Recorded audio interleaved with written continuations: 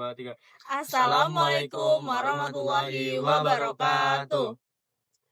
Halo semuanya, kali ini kami dari kelompok 5 akan menjelaskan terkait materi diagram PPT yang telah kami buat. Di sini saya, Jihan Sayarah Kumada, akan menjelaskan terkait definisi diagram PPT dan juga bagian-bagiannya. Dan saya, Alfianto Alus Alfani Duha, akan menjelaskan fase saturasi. Dan saya Husni Rashid. Di sini saya akan menjelaskan tentang 2 contoh kasus penggunaan diagram PVT itu sendiri. Jadi yang pertama-tama adalah definisi dari apa itu diagram PVT. Jadi diagram PVT itu adalah diagram yang menghubungkan antara pressure, volume spesifik, dan juga temperatur. Dan diagram PVT ini juga digunakan untuk memahami perubahan fase antara solid, liquid, dan juga gas.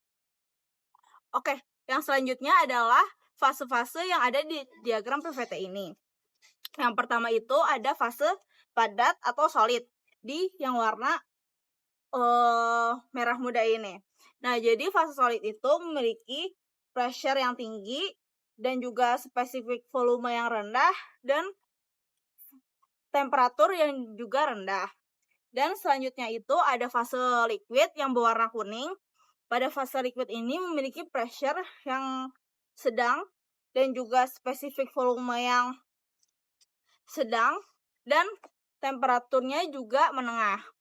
Dan yang selanjutnya itu ada fase gas. Pada fase gas ini memiliki pressure yang tidak terlalu tinggi dan juga dia memiliki spesifik volume yang besar dan temperatur yang sangat tinggi dibandingkan fase-fase yang lainnya. Jadi yang selanjutnya itu ada bagian campuran. Yang pertama di sini ada solid liquid, di mana pada bagian ini itu suatu zat mengalami peleburan dan juga dapat membeku. Dan selanjutnya itu ada solid vapor. Pada bagian ini suatu zat itu mengalami sublimasi ataupun deposisi. Dan ada juga bagian liquid vapor. Pada bagian ini suatu zat itu mengalami penguapan dan juga kondensasi. Oke. Dan juga di diagram ini terdapat garis triple line di sebelah sini. Pada garis ini adalah posisi di mana ketiga fase yaitu solid, liquid, dan juga gas mengalami keseimbangan di waktu yang bersamaan. Jadi mereka ini dapat eksis secara bersamaan. Dan juga di sini ada bagian critical point. Pada bagian ini suatu zat tidak dapat dikatakan cair maupun gas. Pada titik ini juga biasa dikatakan titik superkritis. Pada bagian ini suatu zat hanya dikatakan fluida. Seperti itu. Di sini saya akan menjelaskan fase saturasi, di mana fase saturasi ini terjadi di dalam kubah saturasi. Fase saturasi itu sendiri sangat penting untuk memahami kondisi transisi antar fasa, khususnya pada fase cair dan uap. Dan fase saturasi itu sendiri dibagi menjadi 3. Ada fase saturasi liquid, yaitu berada di daerah sini, di mana X-nya sama dengan 0. Dan jika dipanaskan sedikit, dia akan menjadi saturasi mixture, yang dimana X-nya di antara 0 sampai 1. Dan jika dipanaskan lagi, dia akan menjadi saturasi vapor atau saturasi uap, di mana X-nya sama dengan 1. Jadi di sini saya akan menjelaskan tentang 2 contoh kasus penggunaan diagram PVT. Pertama itu kasus boiler pada PLTU, dan selanjutnya itu kasus LNG. Pertama saya akan menjelaskan kasus boiler dulu. Nah, pertama ketika dia masih cair, dia berada di daerah liquid, di daerah sini. Nah, dan dia tuh kan pertama dia dipompa dulu untuk masuk ke boiler. Nah, airnya tuh masih murni, dan di sini tuh dia masih subcooled liquid di daerah liquid sini. Nah, terus lama kelamaan ketika kita panasin, dia bakal bergerak ke arah kubah nih, ke sini. Nah, terus ketika dia sampai ke kubah, maksudnya ke garis kubah ini, dia tuh bakal berubah menjadi saturated liquid atau X-nya sama dengan 0.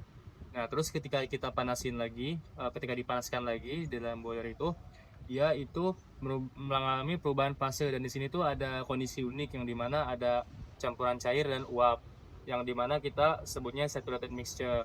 Nah, di sini juga terjadi ada quality X-nya, kayak misalnya jika X-nya sama dengan 0,2, itu berarti 20% masanya udah berubah menjadi uap dan 80%-nya masih cair ya. Terus dia terus berjalan sampai ke sini ketika dipanasin. Nah, dia itu sampai ke garis sini.